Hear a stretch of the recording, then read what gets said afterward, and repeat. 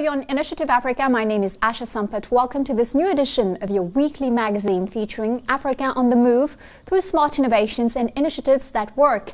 Let's get on with the show with our top stories today.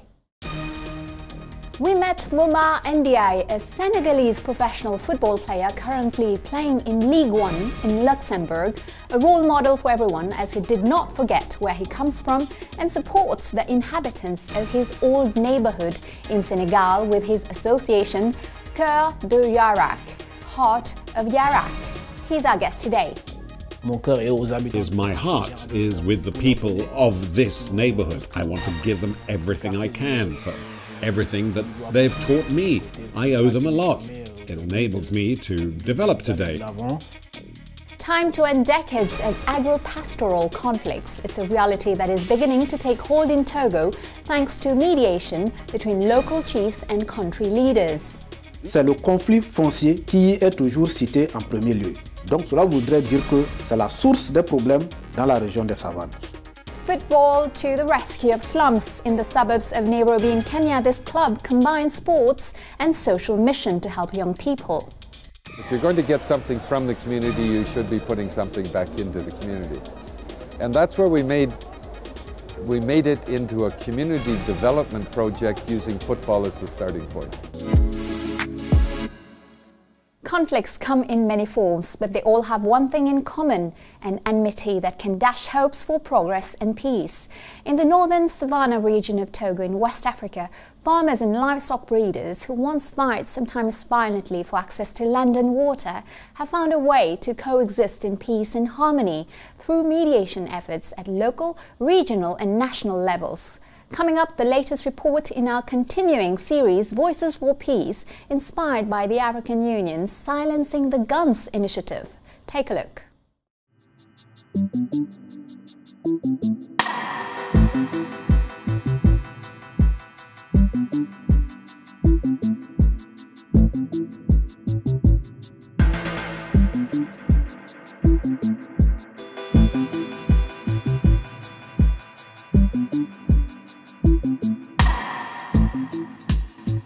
Quand moi je suis arrivé, lui, il était avec les bêtes dans le champ en train de manger. Les bêtes mangent, lui, il est à côté, il les regarde. Quand je suis arrivé, je lui demande, devant toi là, tu vois, c'est quoi là-bas? Et puis, c'est comme ça. C'est là-bas qu'il m'a tapé. Dans un de mes villages vers l'ouest, à Pétila, les bouviers sont rentrés dans le champ et c'est un maraîcher qui a fait les tomates. Il a fait ça sur un bon espace et c'est de ça qu'il vit. Bon, dans un premier temps, quand il est retourné sous l'effet de colère, il avait le coucou. Il y avait un petit taureau qui était là, il a haché carrément. Et le bouvier a sorti son coucou. Ils se sont pris, ils se sont pris. Il y a eu du sang qui a coulé. Il y avait un climat vraiment conflictuel dans beaucoup de localités. Et on a constaté, ou bien on a vu une violence de grande ampleur dans la préfecture, dans un village de la préfecture de Thone, où des communautés entre Moba se sont affrontées entre les peuples bouviers et les autochtones gourmandiers, où il y a eu également même des morts, des morts d'hommes. Il y a eu les cases brûlées. Nous sommes arrivés ici, on a voulu essayer de les interroger. Le bouvier, il ne voulait même pas obtempérer pour qu'on voie comment ça a commencé pour voir à la solution. Il dit que les bœufs étaient tellement nombreux que lui seul ne pouvait pas d'un seul coup les faire sortir. C'est le conflit foncier qui est toujours cité en premier lieu. Donc cela voudrait dire que c'est la source des problèmes dans la région des savanes. Quand il a vu son taureau avec les coucous que le jeune, et là, lui, il est gardien. Qu'est-ce que lui va signaler? Qu'est-ce qu'il va dire à son chef qu'il a demandé? Lui, on n'a qu'à lui dire ce que ça coûte. Et le jeune dit non, lui dire ce que ça coûte. Il faut que moi, en tant que chef, il faut que j'aille moi-même voir. Oui, on devrait faire la paix. S'il a pu payer pour les champs, là c'est fini. Tu les laisses partir. Lorsqu'il n'a pas payé si le champ, l'affaire est toujours là-bas. Là, il a fait une facture de 345 000 au bouvier. Et nous aussi, nous sommes rentrés dedans, on a concilié en demandant pardon aux jeunes, jusqu'à ce qu'ils soient entendus. Et il a donné 95 000, plus 10 000 francs pour aller se soigner. Je ne s'est pas arrêté là-bas, j'ai appelé le président des Peuls. Je lui ai expliqué la situation qui a prévalu dans le village à Akpéi. Lui, il a essayé d'appeler tous ceux-là qui opèrent chez nous ici.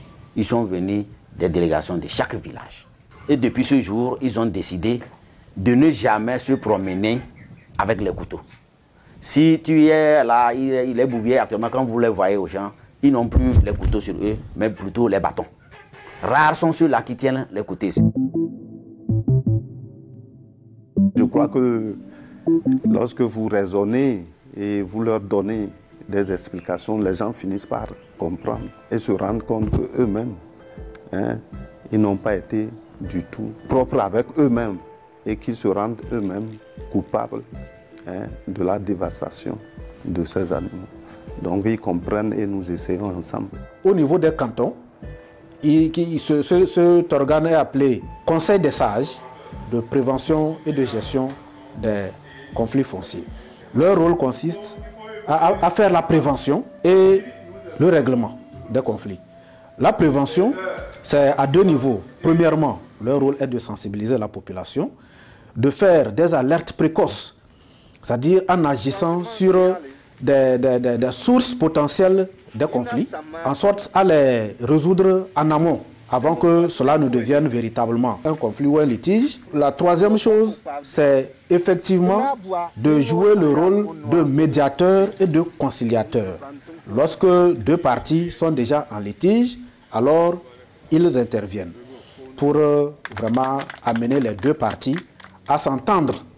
La médiation, la conciliation, elle reste le seul moyen pacifique. Parce que tout le monde ne comprend pas que la gendarmerie peut aussi concilier. Mais puisque c'est un corps habillé, l'on peut partir facilement de la gendarmerie en prison. Donc nous pensons que la chefferie est un moyen beaucoup plus pacifique pour la médiation lorsqu'il y a conflit entre peuples, agriculteurs et profits. Généralement, nous réussissons à concilier les parties. Lorsque les parties sont conciliées, nous débouchons sur une entente qui peut promouvoir la paix en famille, la paix au village, la paix entre les communautés.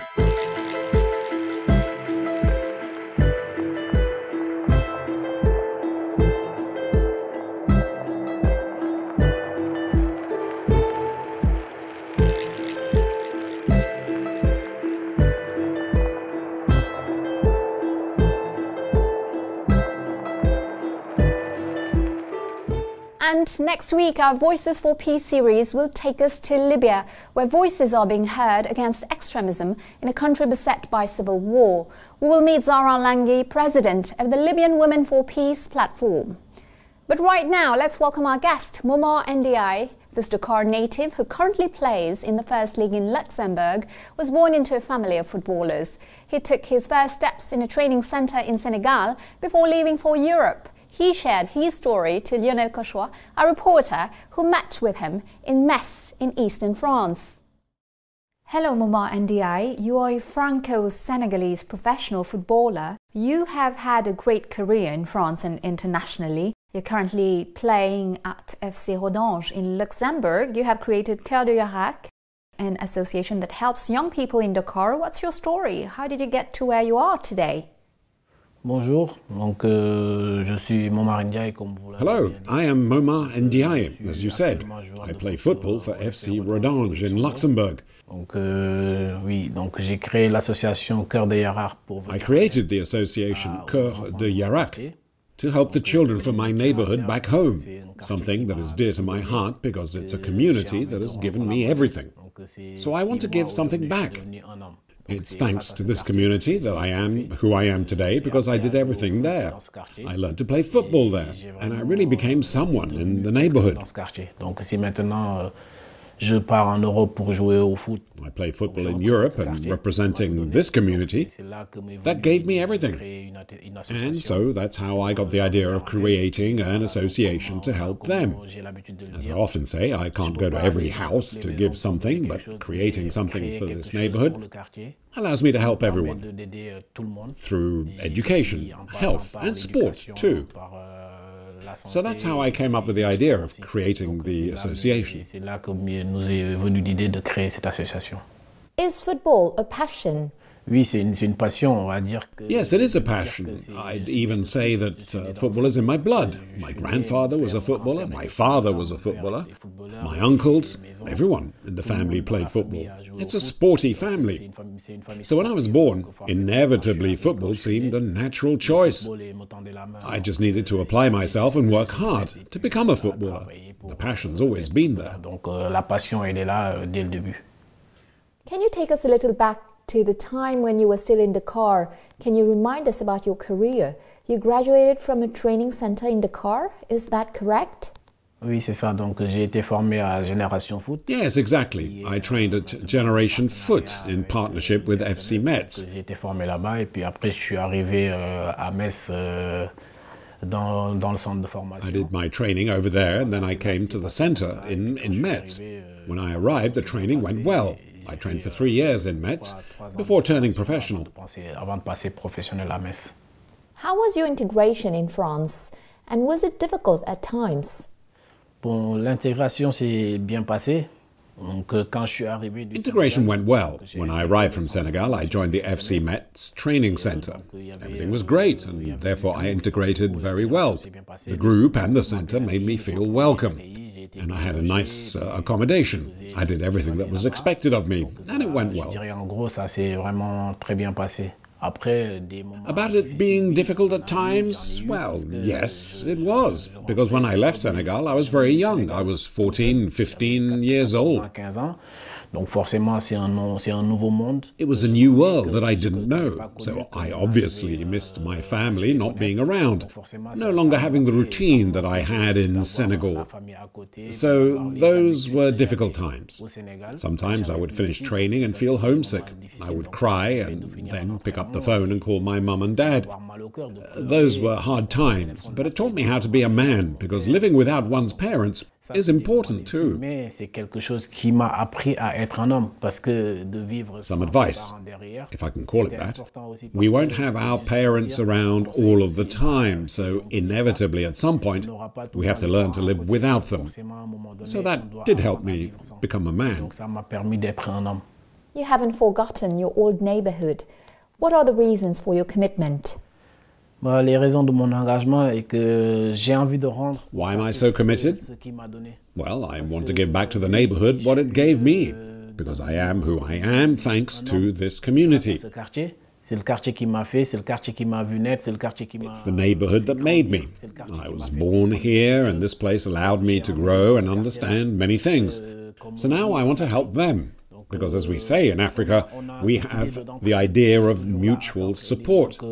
Pour tous les besoins que quelqu'un a, si We're always here to help each other out. If someone's in need, if you can help, then you try. For me, I want to give back to my neighborhood, as I said. What I always want to say is my heart is with the people of this neighborhood. I want to give them everything I can for everything that they've taught me. I owe them a lot. It enables me to develop today and then come back and be able to help them. Et de toujours revenir dans ce quartier et pouvoir les aider. You're on Initiative Africa. Welcome back to the second part of our show. Let's remain in the world of football and what it can bring to society. This Kenyan sports club is not quite like the others and is located in a large slum on the outskirts of the capital Nairobi, where 90,000 people live without access to water or electricity. Its goal, help underprivileged youth through sports and activities and community services. Sporting success and stimulating life experiences are the results from this inspiring initiative. Take a look.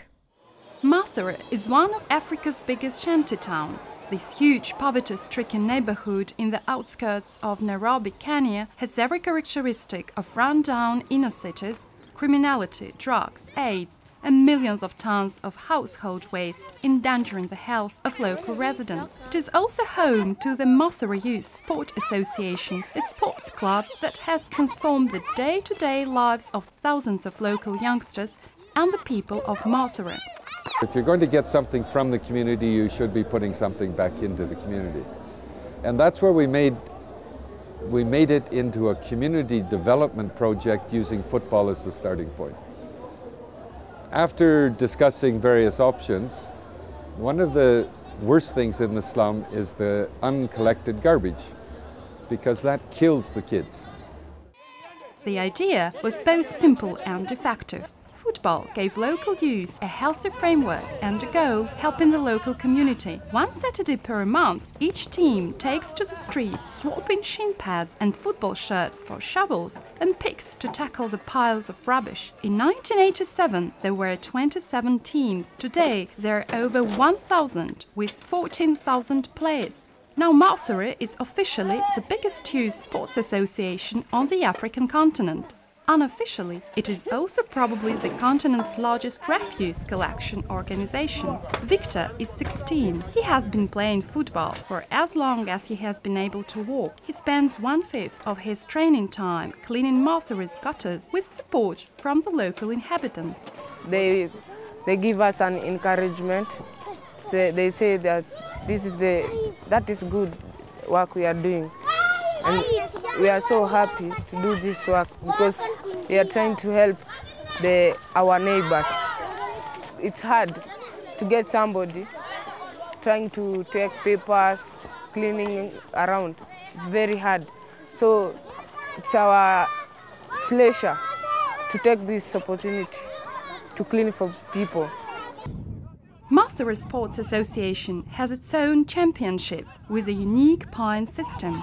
A win earns you 3 points, spending a Saturday tackling trash earns you 6. Victor is one of his generation's rising stars. The trophies in his bedroom are surely the first of many. I'm here. This is our coach. Yeah. We stayed in Holland for 1 week. We played friendly matches that we won all of them. This is the medal that we won. It was a tournament in Norway, so we took the first place. This is my shelf where I put my books. I study from here. The Mathare Development Project has been a spectacular sporting success. Just 10 years after starting the association, they have a professional Premier League team that has won the Kenyan Championship several times. In the space of a decade, they have notched up a number of trophies and are the envy of many long-established clubs. Victor is competing for a selection to take part in an international tournament in Norway. The Norway Cup is a World Cup for under-16s, a title his club won in 2003. I want to produce the best players. I want to make them to be the best. Before I win the tournament, I have to develop their skills first and then to win. Having successfully completed stage 1, the aptly named Victor is now one of 40 players shortlisted. 2 more tests stand between him and a place in the squad of 20 players with a chance to shine in Northern Europe. I know that he can go ahead because of his determination and because of his ability and because of his discipline so far. He's a very disciplined boy and he wants to do that. I'll just wait for the next day until the last time. When I'm being selected for the last time, I'll celebrate. At Mathare, sport is above all a life lesson from the turf to the top. The club stays true to its mission to educate the youngsters. The directors are democratically elected by each team, and the average age of the staff is less than 30, a first in a club of its importance. Let's get back to our guest Momar N'Diaye for the second and final part of our weekly interview. He tells us about his association, Coeur de Yarakh, Heart of Yarakh, and his firm belief that education and hard work are the keys to success. Listen to him. Now let's talk about your association, Coeur de Yarakh. How did it come about and what is its purpose? Donc oui, Coeur de Yarakh est né en 2015. Coeur de Yarakh was founded in 2015. The purpose is to help the neighborhood where we were born, that made us. Qui nous a vu naître, qui nous a fait. Et donc, voilà, donc depuis 2015. We began our activities in 2015. In 2016, we organized a party here in Metz. With the money we collected, it wasn't during Ramadan, by the way, we were able to distribute food to families in need. Pu distribuer des denrées alimentaires pour des familles qui en avaient besoin. In 2017 and 2018, we sent containers full of school textbooks to the neighborhood's middle school, enough to help set up their library.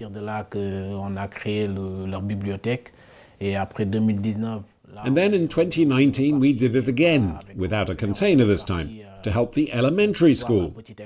I think elementary school is the basis for education. So we went around with textbooks to support them in that way too. You need money to carry out your projects. How do you finance them? Oui, il faut de l'argent pour réaliser les projets. Donc, yes, we need money to carry out the projects. 70% of the funding is from donations that we receive from our partners or friends, and 30% is from the charitable events we organize, the things that we do here in Metz. Des soirées qu'on organise, des actions qu'on fait ici au niveau de Metz. Donc forcément, oui, cet argent-là, on en a besoin pour faire. Yes, we need the money to keep the association going. Qu'on le fait. Après, souvent, on a aussi. We also have footballer friends who give us shirts to auction off. Et puis pour faire des. And this allows us to raise enough money to carry out our projects. Et voilà, de pouvoir toujours réaliser nos projets. Can we know what your next project is about? Bah, le prochain projet, c'est Our next project? We want to build a community center. It will be to help the children. Well, to help everyone, in fact, because we want to provide different types of help. Différents types d'aide. Différents types d'aide aux devoirs pour les enfants. Homework support for the children, and for the elderly to give them a reading area, so that they can pick up a book. Un coin littérature pour qu'ils puissent lire. Et puis, donc, the center is made for that, to help and accommodate the needs of the community. Tous les besoins du quartier pour que les gens puissent venir. So that people can go there to be educated and learn something, and also to get help with homework as well. I have friends who are there. I have a friend who is a university professor, another who is a government nurse, and another friend who is a social entrepreneur. Et un autre ami qui, lui, est entrepreneur social. They all live in the neighborhood and are really there to help. They're with me when I go back to Senegal for our projects. This is what really helps us to get things done. You quote the words of Nelson Mandela and you made them your motto. Education is a powerful weapon for the evolution of mentalities, and sport is a source of inspiration for learning respect for youth. Both participate in creating a more just and fraternal society. Do you have faith in this? Oui, j'y crois parce que comme on l'a bien dit. Yes, I believe it because, as I said, education helps you to develop a critical mind and also to see things clearly. Et donc c'est ce qui permet de voir les choses en face, et le sport permet un dépassement. And sport allows you to go even further. C'est vraiment ça nous permet vraiment d'être. So both really help in dealing with the challenges of life and forging ahead. Par rapport à tout ça. Do you think that this is a weapon against today's obscurantism and fundamentalism? Je pense que oui, c'est pour. I think so. To summarize, recently I came across a quote from Malala Yousafzai, who said, "Education can overcome fundamentalism in our societies." So she summed it all up in just one sentence. En une phrase. What would you say to young people all over Africa who dream of becoming a professional footballer? Ce que je dirais, what I want to tell young people above all is to work. For me, you can do nothing in life without working. So you have to work on yourself, on your qualities, and what you want to do and what you can do. And then there will be the luck factor. If you have the luck to grow up in Europe, you will succeed, but you must always continue to work, because only work pays off in life.